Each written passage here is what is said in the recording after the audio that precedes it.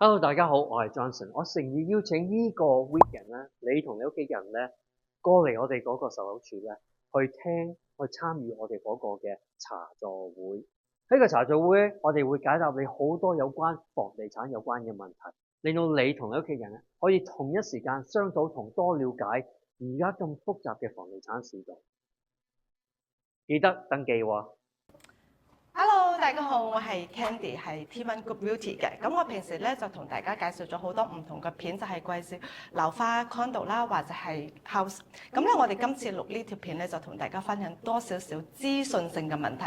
例如，我哋多倫多有好多永久性居住權嘅 condo 啦，或者係永久性居住權嘅老人公寓。咁想同大家分享下佢哋嘅區別之處。咁咧，所以咧就邀請到 Johnson 幫我解釋下呢個唔同之處嘅。Hello，Johnson。Hello，我有少少緊張。唔使緊張，唔使緊張。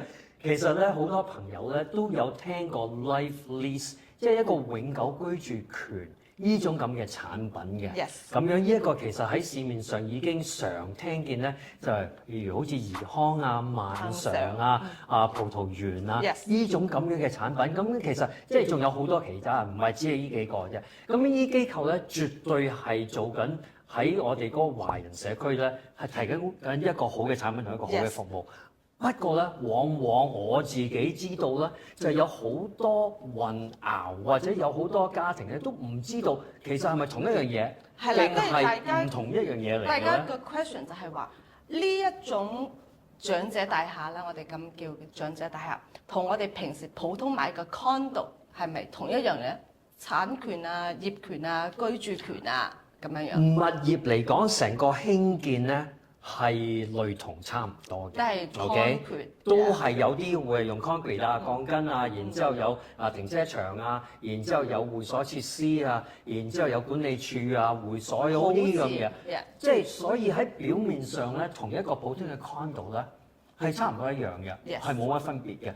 不過其實背後 underneath 咧，睇翻佢嗰個嘅業權同埋佢嗰個操作咧，就係真係有少少區別。咁所以今日咧就多謝有機會咧可以同大家分享下，分享。咁先講下嗰個 life lease 就係一個永久居住權。嗱，你留意到咧係講緊一個永久居住權，係一個權，係一個 possession， 你係可以享用嘅。意思都係話我有呢個權利去居住喺呢間屋度。但係我冇擁有佢，你可以擁有嗰個居住，不過咧即係好似一個租客咁樣。租客係。不過咧你就冇業權嘅，因為佢哋嗰個登記啊，喺田土廳啊嗰個地政處啦，會登記成座樓咧作為一個大單位嚟嘅，一個 owner 嚟嘅，係啊，咁樣所以即係無論係頭先講過萬常啊、怡康啊，好多其他嘅機構啦，就會喺嗰個慈善機構咧去擁有成座大廈。然之後咧，佢哋其實賣緊咩咧？係賣緊一個居住權咧，俾嗰個家庭，令到佢哋咧可以喺嗰度住。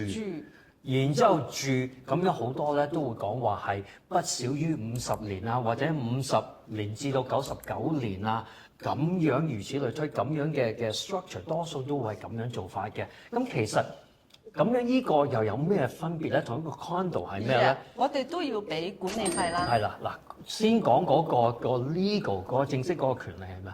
你普通買一個公館一個大廈呢個 condominium 咧，咁樣譬如好似我哋今日企緊喺呢一度，我哋喺嗰個 sales gallery 做 interview，呢個咁嘅 condo 咧，你係真係有佢嗰個嘅喺田土廳咧，有個業權喺度。title transfer。有個 title transfer，要做嗰個 land title transfer，然之後日後有個 land title transfer tax，有曬呢咁嘅嘢，同普通嘅獨立屋啊，同普通嘅物業咧。係一模一樣嘅。呢個就我哋買咗呢個物業，我係擁有咗呢個物業，我可以居住，可以出租。你可以居住，你可以出租，你可以轉售。各位朋友，多謝你收看我哋呢段片。希望我哋呢一段咧已經係解答咗你哋好多疑問。不過可能你哋有自己係好 specific 嘅問題咧，係仲未解答嘅。所以而家誠意邀請你哋 make sure 你登記，然之後訂座，攞咗你嘅位咧。然之後呢個 weekend 咧，我哋可以見面，然之後可以逐一逐二咧去解答你哋自己嗰啲嘅問題。我哋有成 team 嘅專業人士咧去幫助你解答嘅。到時見，拜拜。